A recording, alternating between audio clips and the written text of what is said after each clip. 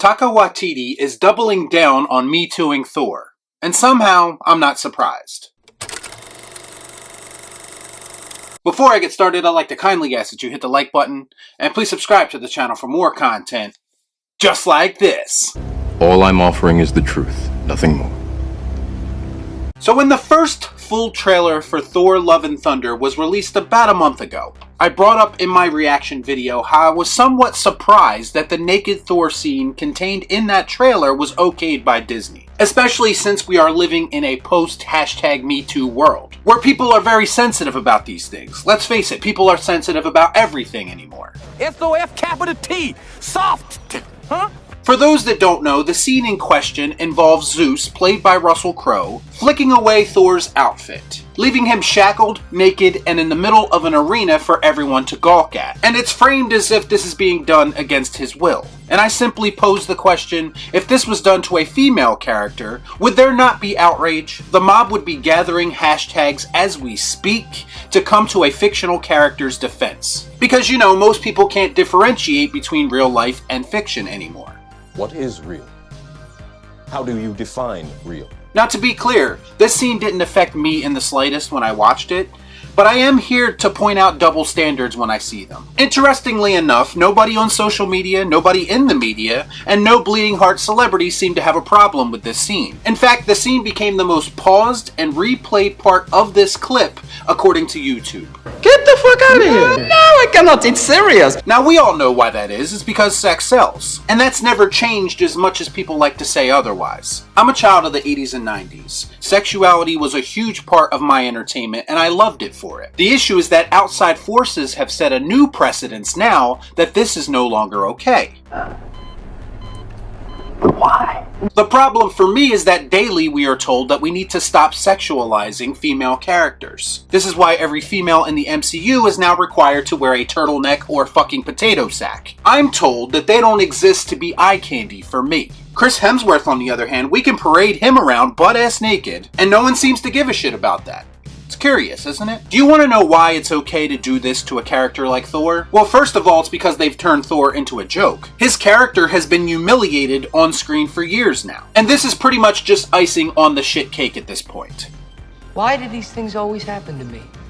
Don't believe me? Let's see what Taika Waititi himself had to say about this scene. He said, quote, "We all knew we wanted to do it from very early on. That was in the first draft of the script, actually, and Chris was on board as well. I think when you have a body like Chris, like even he understands, it would be a waste not to show it off." Weird, because if I said the same thing about Scarlett Johansson now, people would be looking at me sideways. She got a great ass!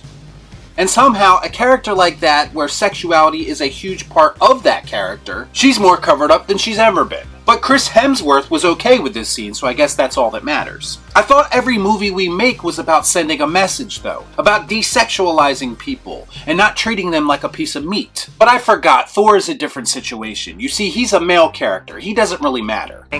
Fuck me, right? The truth is that Taika Waititi had this brilliant idea early on, probably because he takes pleasure in making Thor look like a fucking fool. Which is probably exactly what is going to happen in Thor Love and Thunder when it is released later this year. We are a long way removed from the badass god of thunder that he should be. He's a punchline at this point. Waititi went on to joke about this, saying, quote, "Would be a crime against humanity. You have to provide for the masses." Fuck you, asshole. He's basically confirming that he's doing all this shit just for the normies, who need quirky moments every so often in the film just like this to hold their attention. How about if you provided the masses with a good story? Let's try that for once. I think it's a crime against humanity that this fucking clown is allowed to even make Thor movies anymore. But who am I? I'm just some guy on the internet who doesn't like anything, right? I appreciate things that deserve my appreciation. And no, I'm not always happy with just whatever I get, because I'm not handing out participation trophies like half the people on YouTube. I have standards. Somehow I'm toxic because I want a character to be treated with respect. Oh my god, man baby, learn to appreciate something for once, instead of complaining about literally everything. Who cares if Thor is being humiliated? He's a man. He's not a real person anyway. Just take whatever you are given and be happy with it. For you to make the comparison between this and the Me Too movement means you deserve to be cancelled.